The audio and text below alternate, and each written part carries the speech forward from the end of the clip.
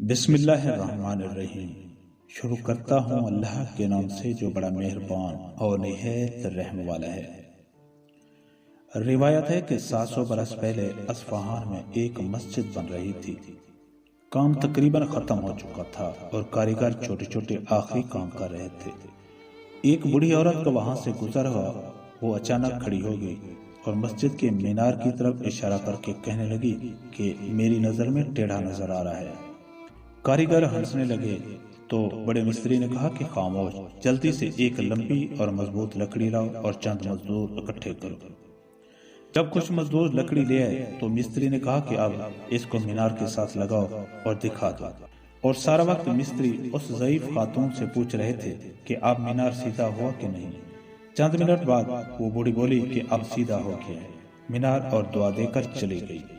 مزدور نے مستری سے پوچھا کہ کیا لکڑی کی مدد سے ٹیڑھے مینار کو سیدھا کیا جا سکتا ہے؟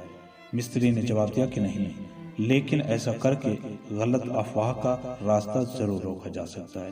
اگر یہ بڑھیا چلی جاتی اور غلطی سے کچھ لوگوں سے کہہ دیتی کہ مینار ٹیڑھا بنا ہے اور یہ افواہ پھیل جاتی تو پھر لوگوں کی نظر میں یہ مینار ہمیشہ ٹیڑھا ہی رہتا۔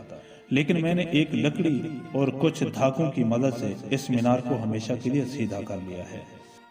عورت سے تم وقت، عزت اور محبت مانگو، اگر وہ خوشی خوشی دے دے تو سمجھ جانا کہ وہ تم سے 100% سچا پیار کرتی ہے۔